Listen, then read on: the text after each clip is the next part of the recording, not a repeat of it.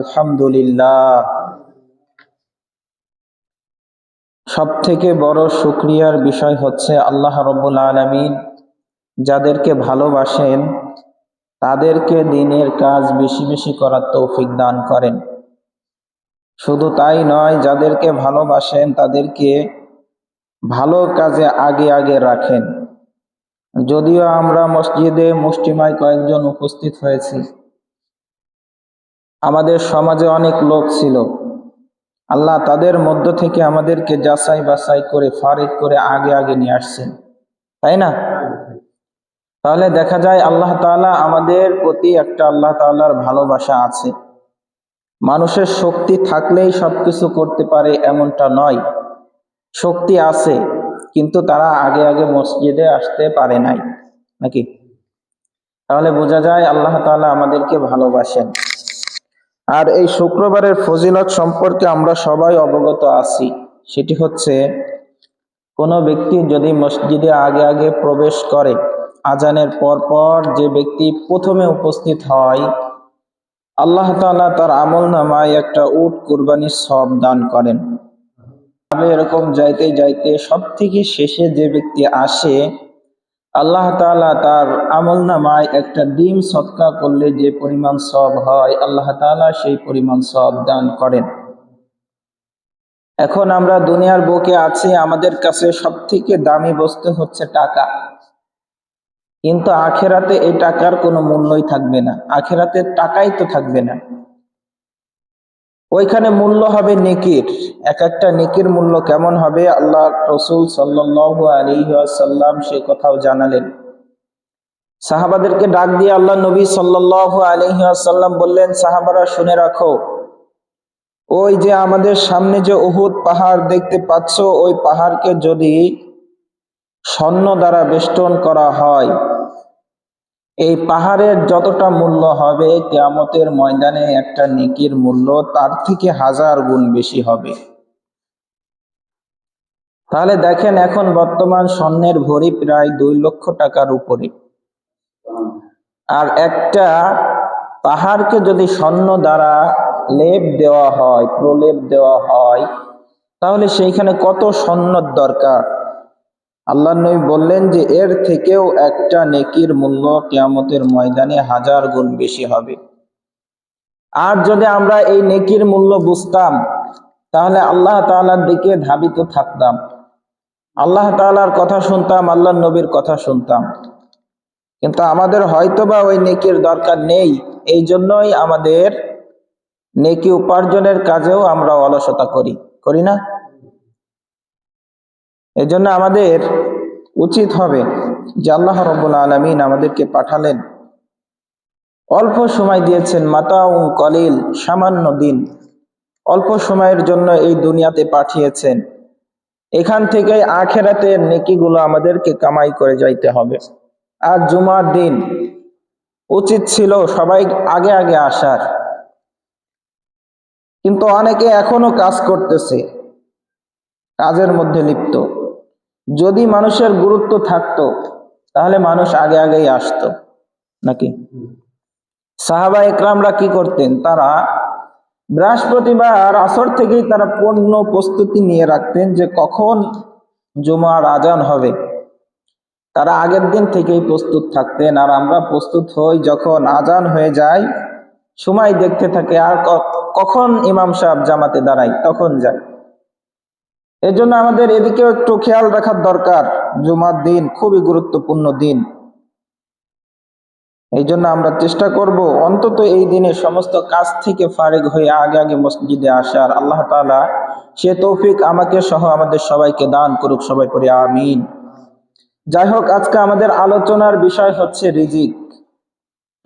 এই রিজিকের জন্যই আমরা পেরেশান, ছুটাছুটি করি, দেশ বিদেশ ঘুরে বেড়াই, কাজকর্ম করি, নামাজ কালাম বাদ দিয়ে, এই রিজিকের জন্যই, নাকি? তাই না? তাহলে আজকে আমাদের আলোচনার বিষয় হচ্ছে রিজিক। রিজিক এটার 2টা স্তর রয়েছে, 2টা ভাগ। তার মধ্যে প্রথম নম্বর হচ্ছে, একটা হচ্ছে হালাল আর একটা হচ্ছে হারাম। হালাল সেইটা যেটা শরীয়ত সম্মত কায়দায় উপার্জন করা হয়, এটি হচ্ছে হালাল। আর হারাম হচ্ছে ওইটা যেটা শরীয়ত সম্মতভাবে উপার্জন করা হয় না, সেটা হচ্ছে হারাম। এর জন্য আমাদেরকে উপার্জন করতে হবে শরীয়ত সম্মত পন্থায়, যেটাকে হালাল করেছে সেইভাবে উপার্জন করতে হবে। আর যেটা হারাম করেছে সেই পন্থায় আমাদের উপার্জন করা থেকে বিরত থাকতে হবে। বুঝতে পারছি? তাহলে দেখেন, দুইটা জিনিস মানুষকে সবসময় তাড়া করে নিয়ে বেড়ায়। যারা মাইকের আওয়াজ শুনছে তারাও একটু খেয়াল দিয়ে শুনবেন। আজকে শুধু আমরা হালালের বিষয়ে কয়েকটা আলোচনা করেই শেষ করব। আগামী সপ্তাহে দেখি আমরা হারামের বিষয়ে আলোচনা করার চেষ্টা করব ইনশাআল্লাহ। তাহলে দুইটা জিনিস সবসময় মানুষকে তাড়া করে নিয়ে বেড়ায়। একটা হচ্ছে মৃত্যু। কি? মৃত্যু। মৃত্যু মানুষকে সবসময় তাড়া করে নিয়ে বেড়ায়।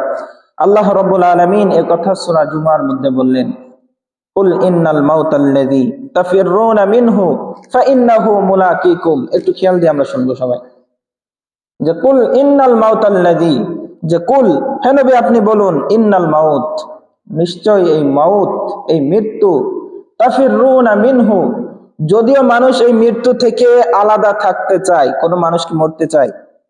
কি বলেন? 60 বছর 80 বছর হয়ে গেছে, তারপরেও যদি দেখা যায় মারাত্মক অসুস্থ, দেখা যাচ্ছে বাঁচবে না, তারপরেও মানুষ কি করে? হাসপাতালে নিয়ে যায়, যায় না? খেয়াল করি যে এই অবস্থাতে 80 বছর 90 বছর, আমরাও বুঝতেছি তার বেশি সময় নেই, তারপরেও বাঁচানোর জন্য প্রাণপণ চেষ্টা করা হয় যে যত টাকা লাগে লাগুক, তারপরেও একটু বাঁচাই রাখতে হবে, নাকি? এই চেষ্টা করে না? তাহলে আল্লাহ তাআলা বলেন যে ইন্নাল মাউতাল্লাযী তাফিররুনা মিনহু, যদিও মানুষ এই মৃত্যু থেকে আলাদা থাকতে চায়, ফারেক থাকতে চায়, তাফিররুনা মিনহু ফাইন্নাহু মুলাকিকুম, যদিও তারা ফারেক থাকতে চায়, ফাইন্নাহু মুলাকিকুম, কিন্তু এই মৃত্যু তাদের সঙ্গে মোলাকাত করবেই। মোলাকাত কি? আমরা ঈদের দিনে মোলাকাত করি না? এটাই মোলাকাত, যে মৃত্যু তাকে ধরবেই, পাকড়াও করবেই, সে যেখানেই যাক না কেন মৃত্যু তাকে ধরবেই। তাহলে এখান থেকে আমরা যাই হোক মৃত্যুর দিকে যাচ্ছি না। এখান থেকে প্রথম নাম্বার আমরা বুঝলাম যেটা, যে মানুষকে দুইটা জিনিস তাড়া করে নিয়ে বেড়ায়, তার মধ্যে প্রথমটা হচ্ছে এই মৃত্যু, আর 2 নম্বর হচ্ছে রিজিক। যতক্ষণ মানুষের রিজিক থাকবে, মানুষ দুনিয়া থেকে মৃত্যুবরণ করবে না।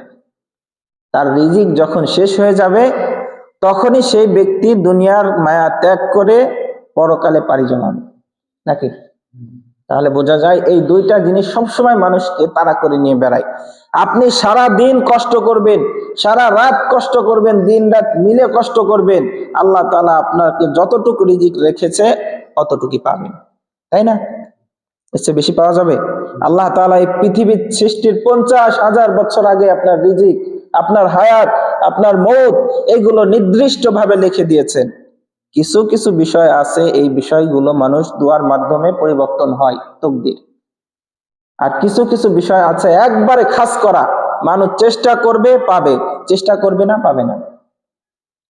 এই জন্যই তো আল্লাহ রাব্বুল আলামিন বলেন, ওয়ামা মিন দাব্বাতিন ফিল আরদি ইল্লা আলাল্লাহি রিজকুহা, যে জমিনের মধ্যে, ওয়ামা মিন দাব্বাতিন ফিল আরদ, ফিল আরদ মানে ফি মানে হচ্ছে মধ্যে, আরদ মানে হচ্ছে জমিন, জমিনের মধ্যে যত প্রাণী রয়েছে, যত প্রাণী, শুধু মানুষ নয়, যত প্রাণী রয়েছে, ফিল আরদি ইল্লা আলাল্লাহি রিজকুহা, সেই সমস্ত কিছু রিজিকের দায়িত্ব একমাত্র আমি আল্লাহ তাআলা। কার? আল্লাহ তাআলা। দেখেন, মানুষ এই রিজিকের জন্য কি না করে, সকাল থেকে সন্ধ্যা, সন্ধ্যা থেকে সকাল, কাজ একাধারে করতেই থাকে, করতেই থাকে। দেশের মানুষ বিদেশ যায়, বাড়ির মানুষ বাইরে চলে যায় এই রিজিকের জন্য, কিন্তু মানুষের পেট কতটুক? 1 প্লেট 2 প্লেট খাবার দিলেই পেট পরিপূর্ণ, নাকি? এসে বেশি খাইতে পারে মানুষ? 3 প্লেট 5 প্লেট সর্বোচ্চ। 5 প্লেট খাওয়া লোক বর্তমানে নাই, আগের জামানায় ছিল, নাকি? ছিল না আগের জামানায়? মুরব্বিরা কথা বলে না, ছিল আগের জামানায়, তারা খাইতে পারতেন, কিন্তু এখনকার মানুষ পারে না। তাহলে বোঝা যায় আমাদের রিজিক, আমাদের 1 1.5 2 প্লেট ভাত এরকম হলেই হয়ে যায়। কিন্তু এই জমিনের মধ্যে আল্লাহ তাআলা এমন প্রাণীকুল সৃষ্টি করে রেখেছেন, তাদের প্রতিদিনের সকালবেলার এক এক লোকমার খানা লাগে 40 মণ। কতটুক? 40 মণ। এই যে তিমি মাছের দেখেন, তিমি মাছ কতটুক দেখেছেন কখনো? বিশাল তিমি। এই তিমির খাবার প্রতিদিন লাগে 40 মণ এক এক বেলায়। তাহলে এই তিমি মাছগুলো এরা সাগরের মধ্যে থাকে, তারপরেও আল্লাহ তাআলা তাদের রিজিক পৌঁছে দেয়। আর আমরা হলাম আশরাফুল মাখলুকাত, আমরাও যদি আল্লাহ তাআলার প্রতি ওরকম তাওয়াক্কুল করতে পারি, আল্লাহ তাআলা আমাদের রিজিক দিতে পারে কি পারে না? কি বলেন? তারা সবসময় আল্লাহ তাআলাকে শুকরিয়া করে, আল্লাহ তাআলাকে ডাকে, আল্লাহ তাআলার কথা সবসময় তারা বলে। এই পাখি বলেন, মাছ বলেন, যা কিছু বলেন, সবকিছু আল্লাহ তাআলার অনুসরণ করে, আল্লাহ তাআলাকে ভয় করে, আল্লাহ তাআলার জিকির করে। এই জন্য আল্লাহ তাআলা তাদের খাবারগুলো ওইখানেই পৌঁছে দেয়। আর এই মানুষ আশরাফুল মাখলুকাত হওয়ার পরেও আল্লাহ তাআলাকে ওইভাবে মানে না, আল্লাহ তাআলার কথা শোনে না। এই জন্য সারা দিন কষ্টের পরেও মানুষের ওইভাবে রিজিকে উপার্জনে তৃপ্তি মেটে না, নাকি? অথচ মানুষের খাবার মাত্র 1-1.5 প্লেট হলেই হয়ে যায়, তাই না?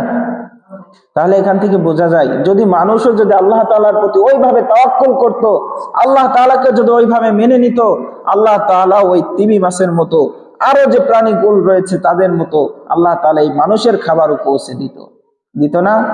কি বলেন? এই জন্য আমাদেরও কি করতে হবে? হালাল রুজি উপার্জন করতে হবে। আল্লাহ দায়িত্ব নিয়েছেন মানেই যে আপনার কাছে পৌঁছে দিবে, বিষয়টা কি এমন? কি বলেন? যে আল্লাহ তো এই আয়াতে বললেন যে ওমা মিন দাব্বাতিন ফিল আরদ, জমিনের মধ্যে যত বিচরণশীল প্রাণী রয়েছে সবার দায়িত্ব আমি নিয়েছি। দায়িত্ব নিয়েছে মানে কি আপনার কাছে পৌঁছে দিবে। কি বলেন? খেয়াল না করলে বোঝা যাবে না। আলোচনার একটা ধারাবাহিকতা আছে, কথা বললে এই ধারাবাহিকতা নষ্ট হয়ে যায়। তাহলে আল্লাহ তাআলা যে দায়িত্ব নিয়েছেই মানেই যে আপনার কাছে পৌঁছে দিবে, বিষয়টা এমন না। আল্লাহ তাআলা অন্য আয়াতে বলতেছেন, ও আল্লাইসা লিল ইনসানি ইল্লা মা সাআ, মানুষ যতটুকু চেষ্টা করে অতটুকু সে পায়। যতটুকু চেষ্টা করে অতটুকু আল্লাহ তাআলা দিয়ে থাকে। মূল হলো চেষ্টা। কেউ যদি অলস হয়ে বসে থাকে, তার ঘরের মধ্যে খাবার আসবে না। আসবে নাকি? তাকে চেষ্টা করতে হবে। যখনই মানুষ চেষ্টা করবে, আল্লাহ তাআলা তার কাছে খাবার পৌঁছে দিবে। বুঝতে পারছি? তাহলে কি করা লাগবে? চেষ্টা। এখন এই চেষ্টা তো অনেকে বলতেছে যে নামাজ পড়লে, রোজা করলেই যদি আল্লাহ তাআলা দিয়ে দেয়, তাহলে আমরা তাই করব, মসজিদে থাকবো, সবসময় মসজিদে বসে থাকবো, আল্লাহ তাআলা খাবার পৌঁছে দিবে, নাকি? এমনটা ভাবে না তো। আল্লাহ তাআলা এই কথাও বললেন, এই যে জুমার দিন, সূরা জুমা একটা সূরা আছে, 10 নম্বর আয়াতের মধ্যে বলতেছেন যে আল্লাহ পাক রব্বুল আলামিন বলেন, ফাইদা কুদিয়াতিস সালাতু ফান্তাশিরু ফিল আরদি ওয়াবতাগু মিন ফাদলিল্লাহ ওয়াযকুরুল্লাহা কাসীরান লাআল্লাকুম তুফলিহুন। আল্লাহ রাব্বুল আলামিন এই আয়াতের মধ্যে বলতেছেন, ফাইদা কুদিয়াতিস সালাত, যখন নামাজ শেষ হয়ে যায়, যখন নামাজ, কথা বলবেন, নামাজ শেষ হয়ে যায়, ফাইদা কুদিয়াতিস সালাত ফান্তাশিরু ফিল আরদ, তখন তোমরা জমিনের মধ্যে ছড়িয়ে পড়ো, ওয়াবতাগু মিন ফাদলিল্লাহ, তোমাদের রিজিক তালাশে, তোমাদের ফজল তালাশের মধ্যে তোমরা জমিনের মধ্যে ছড়িয়ে পড়ো। তাহলে এখান থেকে আমরা বুঝি যে আল্লাহ তাআলার নাম নিব, শুধু নামাজ পড়বো এমনটাই নয়। নামাজের পরে কি করতে হবে? ছড়িয়ে পড়তে হবে জমিনে। আল্লাহ তাআলা এই আয়াতে বললেন, নামাজ শেষ, মসজিদে আর থাকার দরকার নাই, তোমরা জমিনে ছড়িয়ে পড়বা। জমিনের মধ্যে যে কাজই করো না কেন, আমি আল্লাহ তাআলা ওই কাজের বদৌলতে সওয়াব নেকি দান করতে থাকবো। আর যখন মানুষ এই নামাজ ছাড়াই সারা দিনও যদি কাজ করে, কোনো সওয়াব হবে না। একটা আমল শিখাই দেয়, সেটা হচ্ছে যে যখন আমরা মাঠে যাই, ঘাটে যাই, যেইখানে যাই ভালো কাজে, আবার মনে মনে বলতে পারে যে তাহলে চুরি করার সময় এটা বলে নেব, তাহলে কি হবে? হবে না। ভালো কাজে তো আল্লাহর নবী সাল্লাল্লাহু আলাইহি ওয়াসাল্লাম বলতেছেন, কোন কাজ শুরুতে যদি কোনো ব্যক্তি বিসমিল্লাহ বলে, কি বলে? বিসমিল্লাহ। যেই কাজই করুক, আপনি যেই কাজই করেন না কেন, শুরুতে কি বলবেন? কাজ শুরুতে। আর শেষে কাজ শেষ। মনে করেন আপনি ধান লাগাচ্ছেন বা পেঁয়াজ লাগাচ্ছেন, শুরু করলেন একদম বিসমিল্লাহ বলে শুরু করলেন, যখন লাগানো শেষ তখন বলবেন আলহামদুলিল্লাহ। কি বলবেন? এই বিসমিল্লাহ বললেন আর শেষে আলহামদুলিল্লাহ বললেন, এই সময় যতটা সময় গিয়েছে এই সময়টা আল্লাহ পাক রব্বুল আলামিন নেকি দান করতে থাকেন। তাহলে এটা মেয়েদের ক্ষেত্রেও, মেয়েরা রান্না থেকে শুরু করে যত কাজ আছে, ঘর ঝাড়ু বলেন যাই বলেন না কেন, যখন তারা এই কাজ করবে তখন এই বিসমিল্লাহ বলবে আর কাজ শেষে আলহামদুলিল্লাহ বলবে, আল্লাহ তাআলা ওই সময়টাও নেকি দ্বারা পরিপূর্ণ করে দিবেন। তাহলে সহজ আমল না? এই জন্য আমরা এটা করব। তাহলে কি বললেন এখানে, যে যখন নামাজ শেষ হয়ে যাবে, জমিনে ছড়িয়ে পড়বে, ছড়িয়ে পড়া মাত্রই আল্লাহ তাআলা যখন এই ফজলগুলো তালাশ করতে থাকবে, আল্লাহ তাআলা এই সময়টা নেকি দ্বারা পরিপূর্ণ করে দিবে।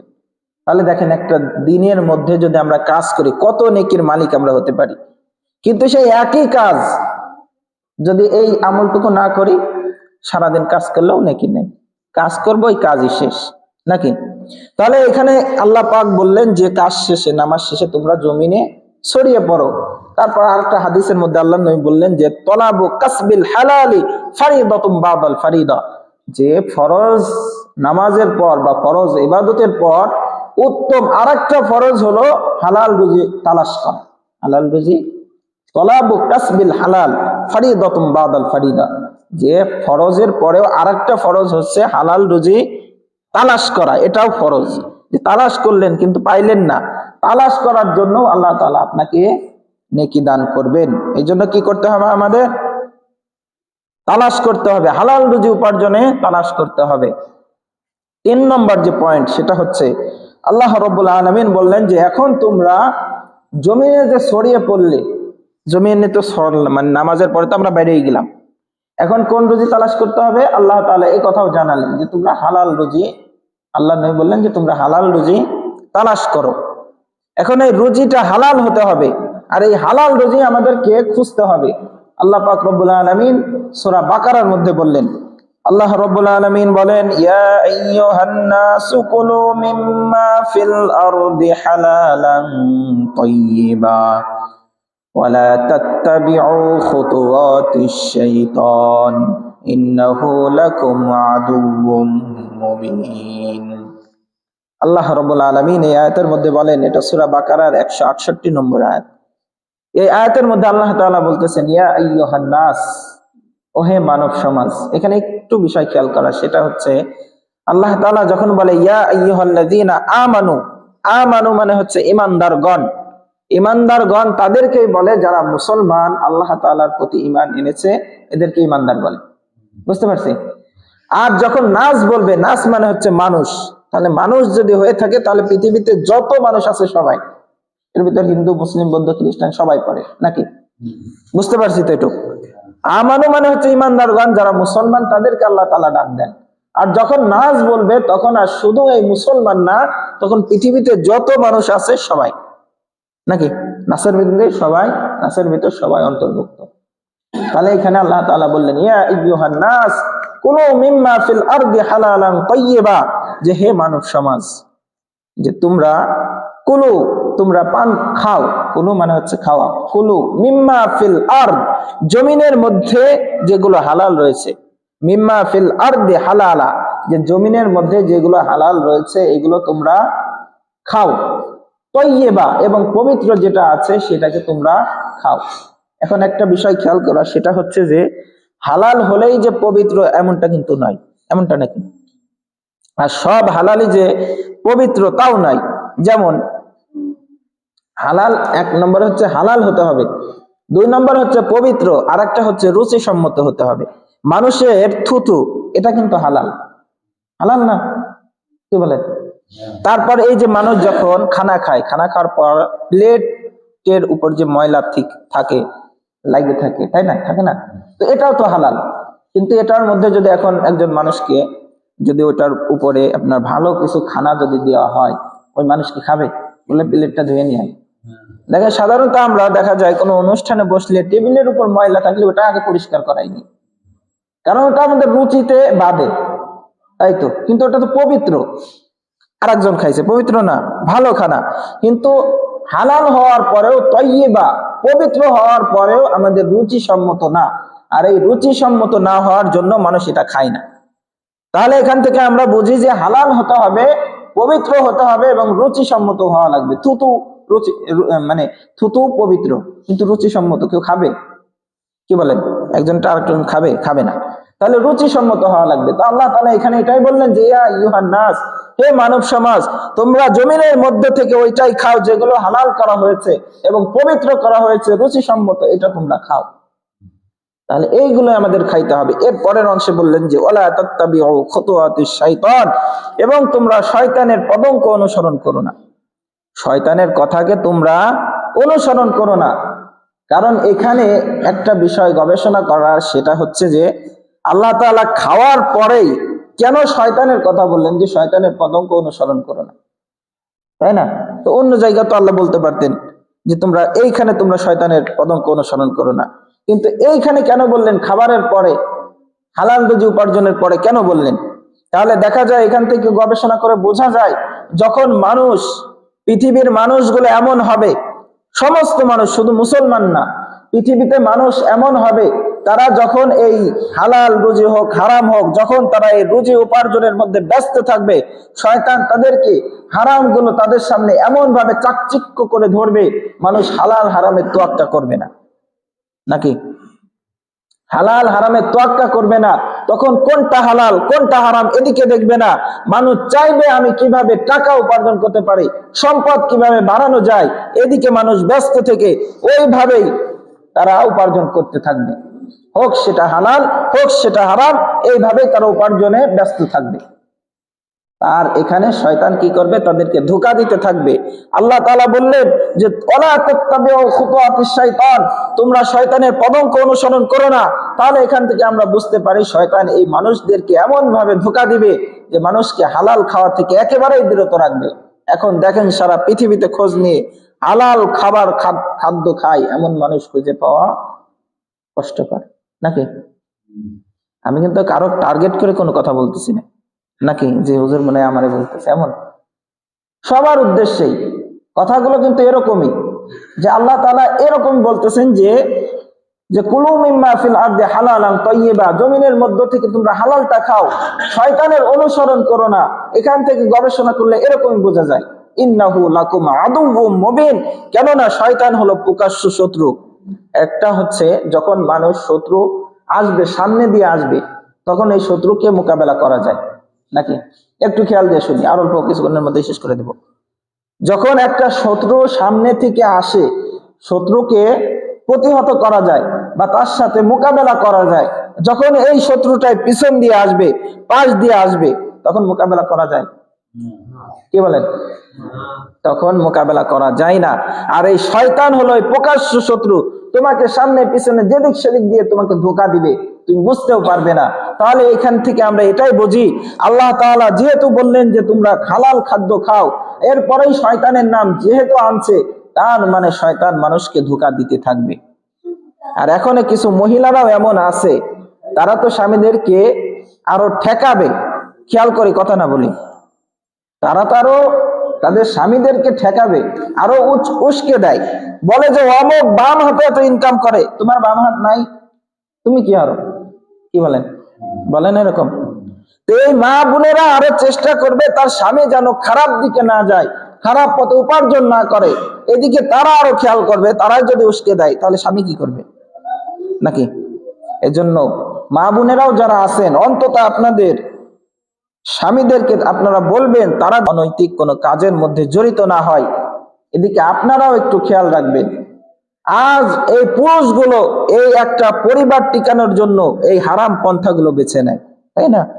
যে পরিবারের মানুষ একটু ভালো খাবে, এই দিকে খেয়াল করে। এজন্য আমরাও চেষ্টা করব, পরিবার এটা সামান্য দিন, আপনি এখনই চোখ বুঝবেন, আপনাকে আর চিনবে না, চিনবে নাকি? এই জন্য এদিকে আমাদের খেয়াল রাখতে হবে, হারামগুলো ছেড়ে আমাদের হালালের দিকে ধাবিত হতে হবে। পারবো না ইনশাআল্লাহ? এরপরে আল্লাহ রাব্বুল আলামিন আরাকাতে বলেন, ইয়া আইয়ুহাল্লাযীনা আমানু কুলু মিন তাইয়্যিবাতি মা রাযাকনাকুম ওয়াশকুরু লিল্লাহি ইন কুনতুম ইয়্যাহু তা'বুদুন। আল্লাহ রাব্বুল আলামিন এই আয়াতের মধ্যে বলতেছেন ইয়া আইয়ুহাল্লাযীনা আমানু, এখন ঈমানদারদেরকে ডাক দিলেন। ওই সময় নাস বলে সমস্ত মানুষকে ডাকছিলেন, তাই না? এখন বলেন ইয়া আইয়ুহাল্লাযীনা আমানু, ও হে যারা ঈমানের দাবি করো, কুলু মিন তাইয়্যিবাতি মা রাযাকনাকুম, যে কুলু তোমরা খাও, তাইয়্যিবা, তাইয়্যিব মানে পবিত্র খাদ্য খাও। কি খাও বলেন? পবিত্র খাদ্য খাও। কুলু মিন তাইয়্যিবাতি মা রাযাকনাকুম, তোমাদেরকে যে রিজিক দেওয়া হয়েছে এখান থেকে তোমরা পবিত্র খাদ্য খাও। ওয়াশকুরু লিল্লাহ, এবং আল্লাহ তাআলার শুকরিয়া আদায় করো। বুঝতে পারছি? তাহলে আমাদের খাইতে হবে পবিত্র খাদ্য, পবিত্র খানা খাইতে হবে, আর খারাপ খানা আমাদের খাওয়া যাইবে না। এরপর আল্লাহ তাআলা আরো বললেন, এবার আল্লাহ নবীকে ডাক দিয়ে আল্লাহ পাক রব্বুল আলামিন বললেন, ইয়া আইয়ুহার রাসূল কুলু মিন তাইয়্যিবাতি ওয়া'মালু সলিহা। হে নবী, ইয়া আইয়ুহার রাসূল, হে রাসূল, কুলু মিন তাইয়্যিবা, যে আপনিও খানা হালাল খাদ্য, তাইয়্যিবা পবিত্র খাদ্য খান। কুলু মিন তাইয়্যিবাতি ওয়া'মালু সলিহা, এবং নেক ইবাদত করেন, নেক আমল করেন। তাহলে এটা কি শুধু নবীর জন্যই প্রযোজ্য নাকি আমাদের জন্য? বললেন যে ইয়া আইয়ুহার রাসূল কুলু মিন তাইয়্যিবা, হে নবী আপনি হালাল খাদ্য খান, পবিত্রটা খান, ওয়া'মালু সলিহা, এবং নেক আমল করেন। তাহলে দেখা যায় হালাল খাদ্য খাইতে হবে, তার পরবর্তীতে যেহেতু আল্লাহ পাক বললেন ওয়া'মালু সলিহা, তুমি নেক আমল করো, তাহলে আমাদের হালাল খাদ্যর পরেই নেক আমল করতে হবে। তাহলেই দেখা যাবে আমাদের এই আমলটা গ্রহণযোগ্য হবে, নাকি? তাই না? তাহলে আমরা হালাল খাদ্যও খাবো, আমলে সালেহ করব, তাহলে দেখা যাবে এই আমলটা আল্লাহ তাআলা গ্রহণ করবে। এখন মানুষের তো ওইভাবে তাওয়াক্কুল থাকে না, তাওয়াক্কুল নাই, আল্লাহর প্রতি ওইভাবে বিশ্বাস নাই মানুষের বিশ্বাস যদি ওইভাবে আল্লাহর প্রতি থাকতো, আল্লাহ তাআলা বলেন সূরা তালাক 2 নম্বর আয়াতের শেষের দিকে আছে, ওয়া ইয়াত্তাকিল্লাহা ইয়াজআল লাহু মাখরাজা ওয়া ইয়ারযুকহু মিন হাইসু লা ইয়াহতাসিব। কোন ব্যক্তি যদি আল্লাহ তাআলার প্রতি তাওয়াক্কুল করতে পারে, ওয়া ইয়ারযুকহু মিন হাইসু লা ইয়াহতাসিব, আল্লাহ তাআলা তাকে এমন জায়গা থেকে রিজিক দিবে সে কল্পনাও করতে পারে না। সে যদি আল্লাহর প্রতি তাওয়াক্কুল করতে পারে, বিশ্বাস করতে পারে, বিশ্বাসটা কি? যে ইস্তেকামত, যে তার ঘরে খাবার নাই, হারাম কোন পন্থায় সে উপার্জন করবে না।